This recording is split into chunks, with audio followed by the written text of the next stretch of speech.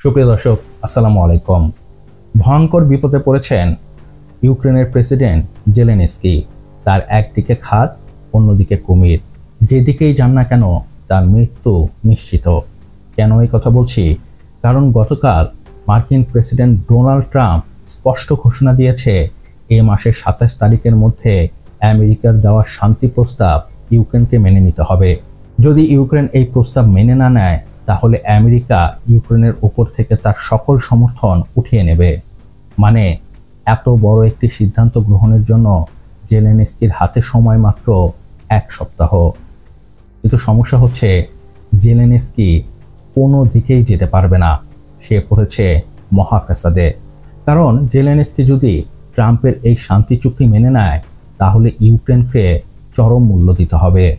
এর মধ্যে প্রধান তিনটি হচ্ছে রাশিয়ার দখলে থাকা বিশাল একটি অংশ ও ক্রিমিয়াকে চিরদিনের জন্য ভুলে যেতে হবে ইউক্রেনকে। চুক্তি অনুযায়ী ইউক্রেনকে সেই অঞ্চল থেকে চিরদিনের জন্য সৈন্য সরিয়ে নিতে হবে। এক কথায় বলতে গেলে সেই অংশ রাশিয়ার তা মেনে নিতে হবে। আর দ্বিতীয়টি হচ্ছে ইউক্রেনের সেনাবাহিনীর আকার ছোট করে ফেলতে হবে। সৈন্য সংখ্যা কোনো মতেই ৬ লাখের বেশি হতে পারবে না। এটিও ইউক্রেনের স্বাধীনতা ও সার্বভৌমত্বের জন্য বিশাল এক আঘাত।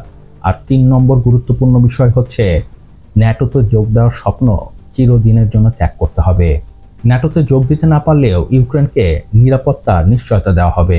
এছাড়াও ন্যাটোর স্টেশন ইউক্রেনের পার্শ্ববর্তী দেশ পোল্যান্ডে স্থাপন করা হবে।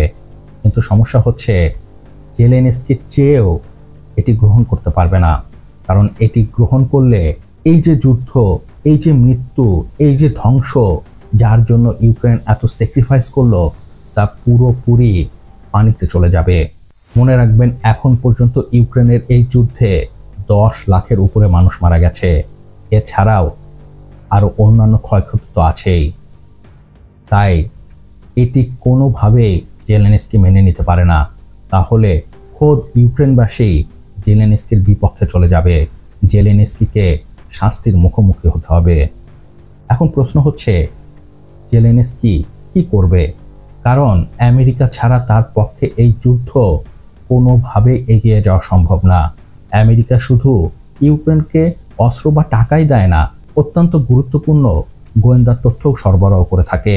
আমেরিকার এত সহায়তার পরেও এই গত সপ্তাহেই দক্ষিণ পূর্ব ইউক্রেনের বিশাল একটি অংশ রাশিয়া দখল করে নিয়েছে। এখন চিন্তা করুন, আমেরিকা সহায়তা করছে, তারপরে এই অবস্থা। যখন থাকবে না তখন তো আরও দ্রুত ভেঙে পড়বে ইউক্রেন।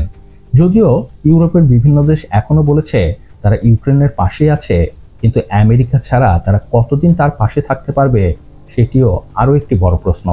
কারণ আমরা সবাই জানি ন্যাটোর পিছনে যে টাকা খরচ হয় তার বেশিরভাগই খরচ করে একা আমেরিকা। তাই আমেরিকা না থাকলে ইউরোপের এই দেশগুলো কতদিন ইউক্রেনের পাশে থাকতে পারবে সেটিও একটি বড় প্রশ্ন। এই মুহূর্তে ইউরোপের অর্থনীতিও খুব একটা ভালো না। বিভিন্ন দেশে যুদ্ধ বন্ধের জন্য আন্দোলনও হয়েছে।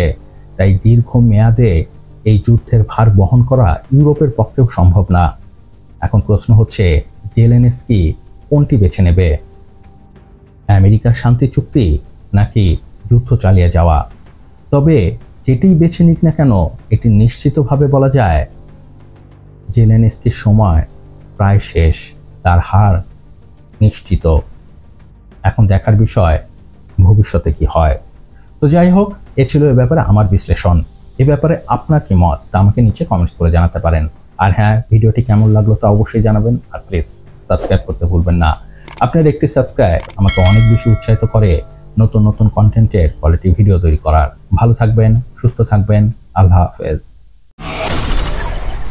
নেতাদের মতো ধোঁকাবাজি বন্ধ করো আর লাইক, কমেন্ট, সাবস্ক্রাইব করো।